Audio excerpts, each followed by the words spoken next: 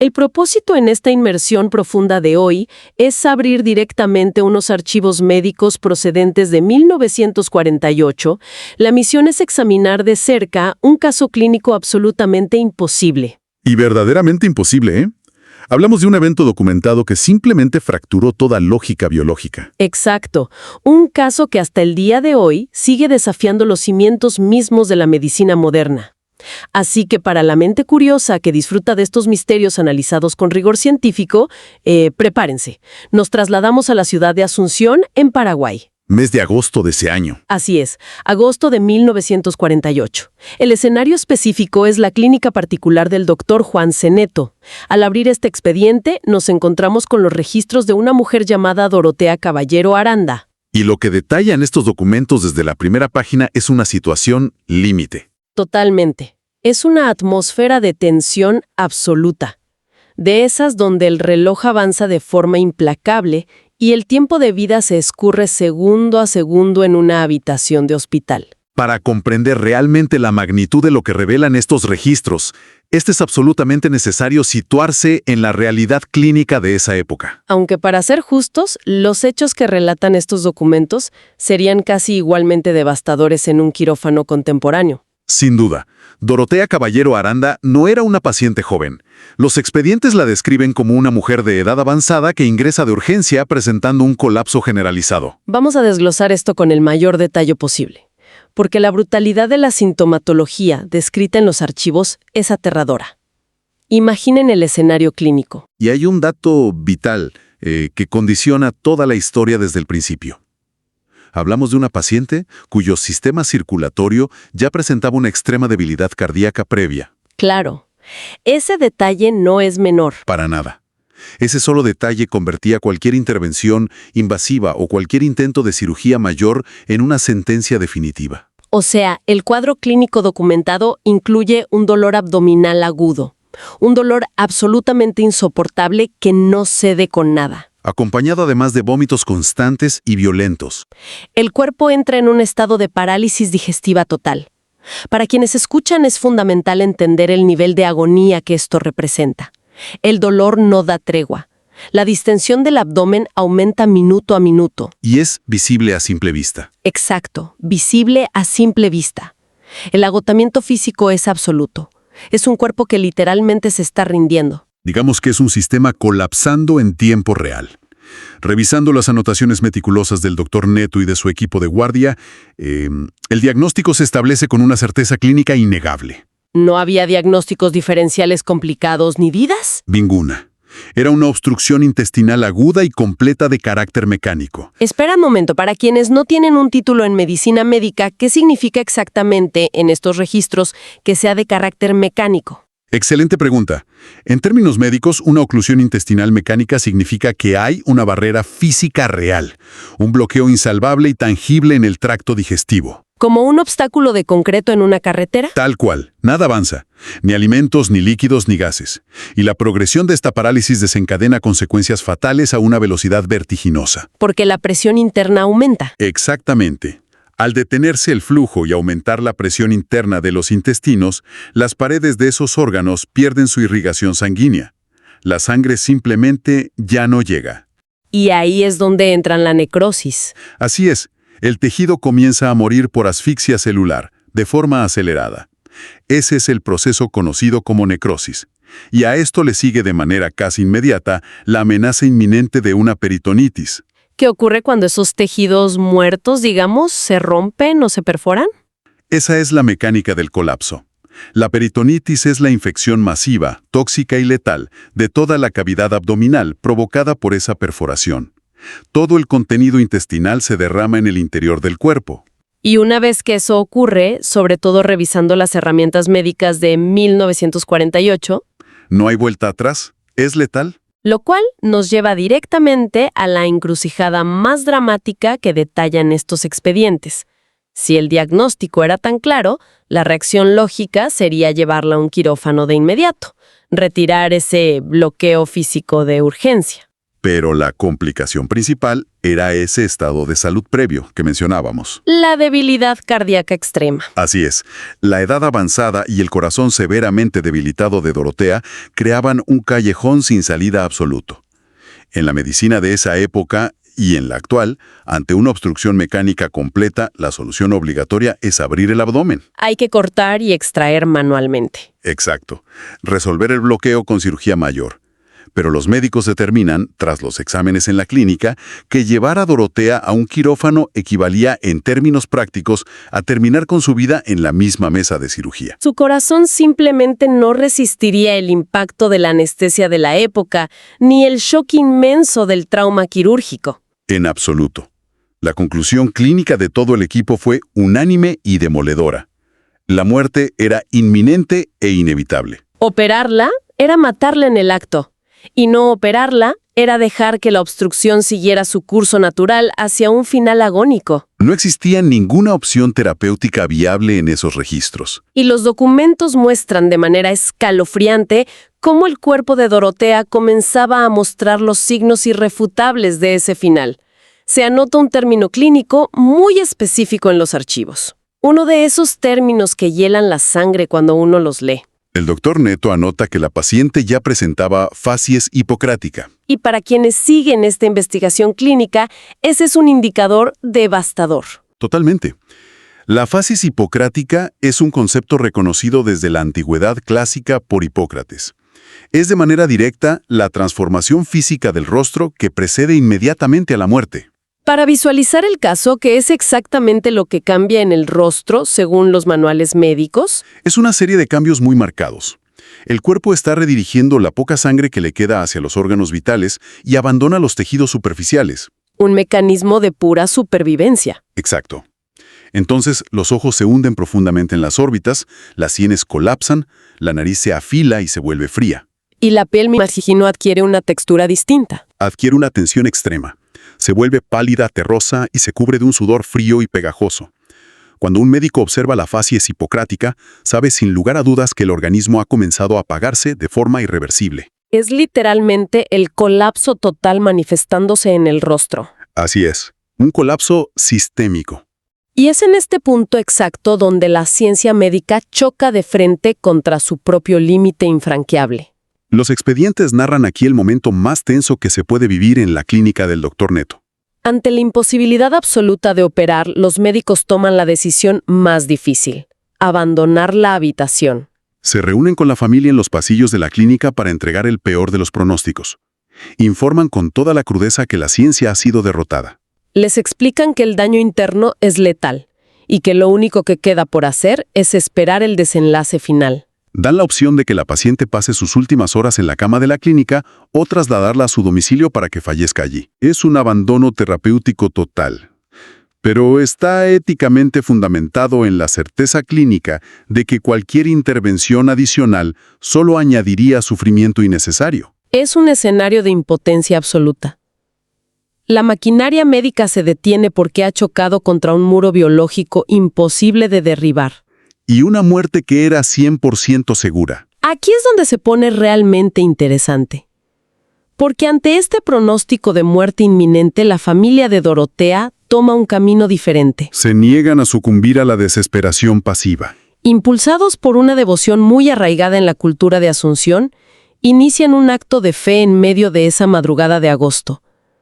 Toman una decisión que cambiaría por completo el curso de este expediente. Colocan sobre el abdomen distendido y agonizante de la paciente una estampa. Una imagen que contiene una pequeña reliquia de Fray Martín de Porres. Y en ese instante inician una cadena de oración pidiendo de manera increíblemente específica que la obstrucción mecánica desaparezca. Sin necesidad de un bisturí. Exacto.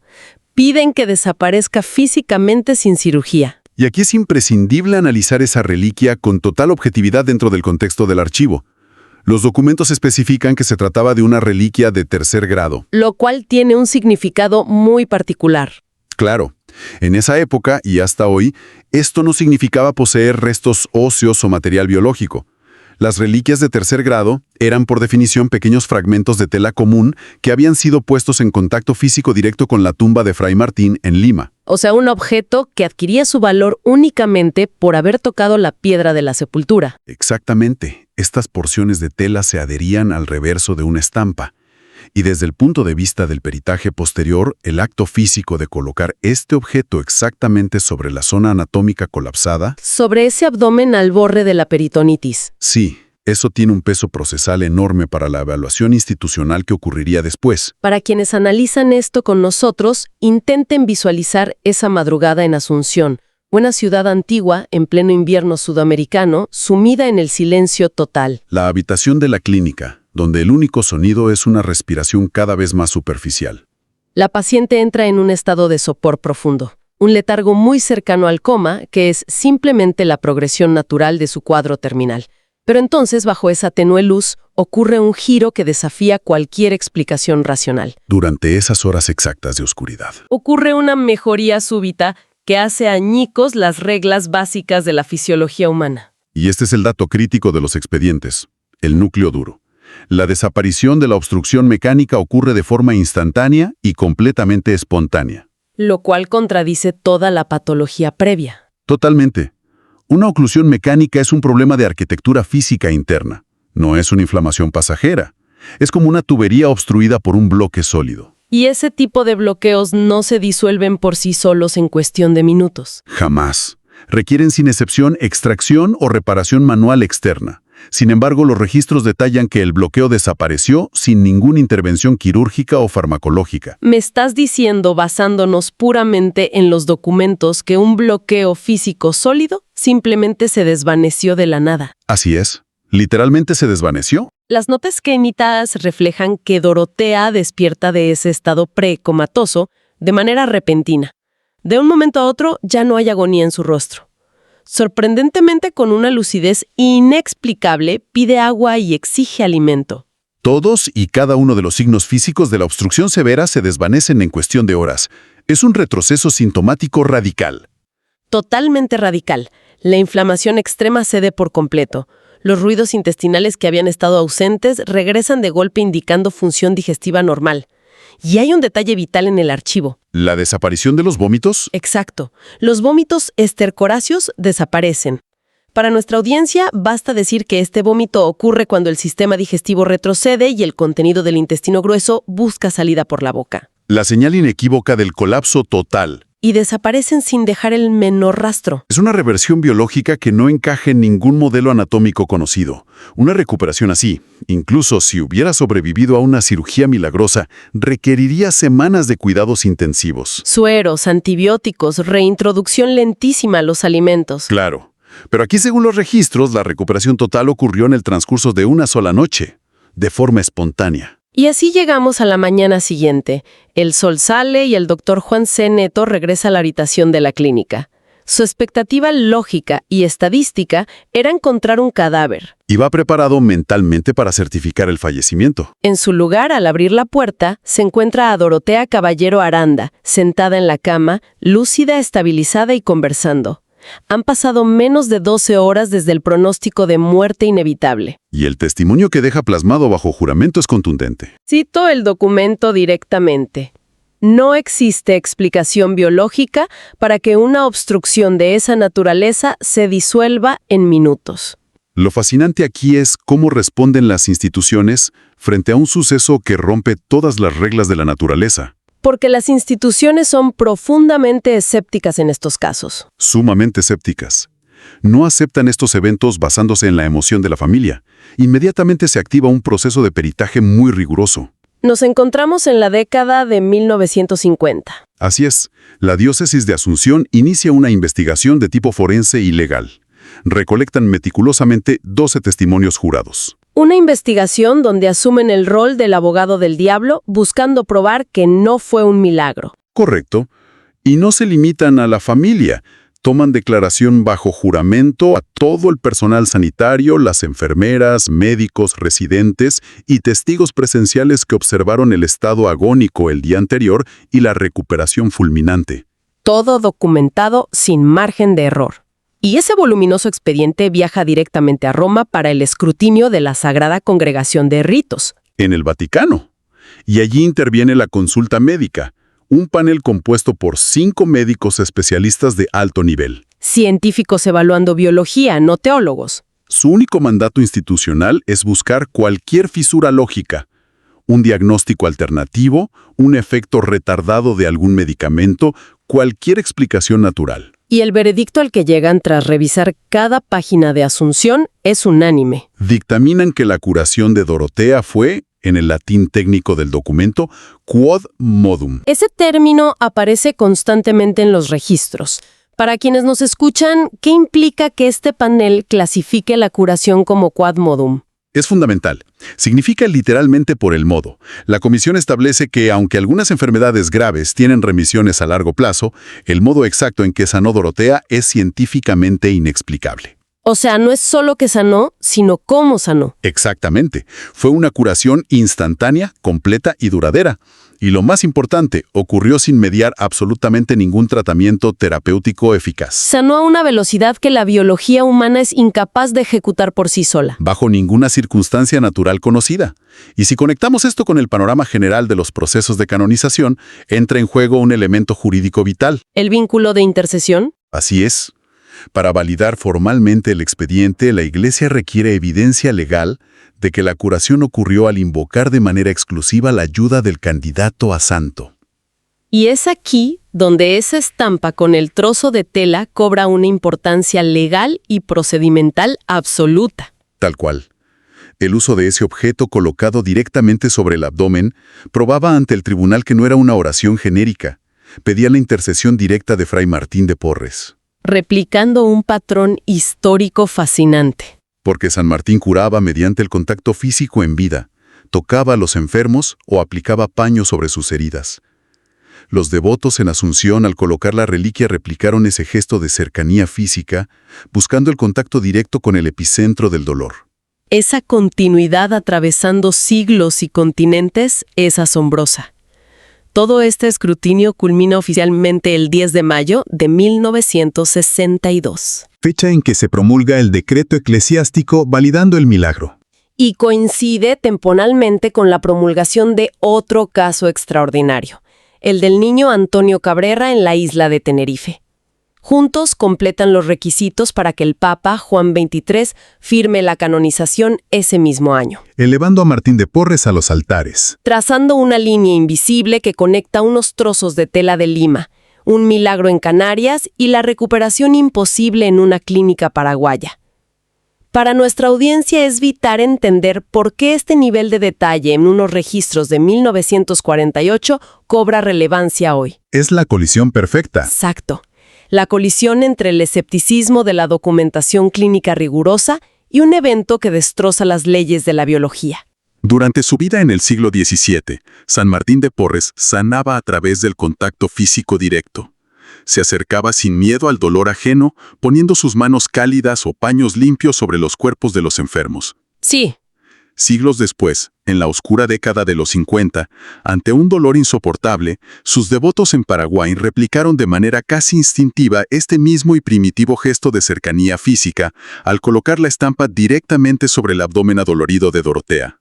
Es verdad. Me resulta profundamente fascinante para quien analiza este caso, reflexionar sobre cómo esa necesidad tan hondamente humana del contacto físico para consolar el sufrimiento ajeno, no solo fue capaz de trascender imperturbable a lo largo de siglos de historia, sino que paradójicamente terminó siendo exactamente la prueba jurídica tangible y el requerimiento legal que la fría e implacable maquinaria burocrática y médica del Vaticano necesitaba para poder validar el milagro con todo el peso y el rigor de la ley. Es un pensamiento que sin duda alguna se queda resonando largamente en la mente tras cerrar estos folios. El misterio irresoluble de la historia y el asombro perpetuo por los secretos insondables que aún guardan los empolvados archivos médicos del pasado siguen más vivos que nunca, desafiando lo que creemos saber. Ha sido un viaje verdaderamente revelador y tenso a través de estos expedientes clínicos que se negaron a ser olvidados. Concluimos aquí este análisis.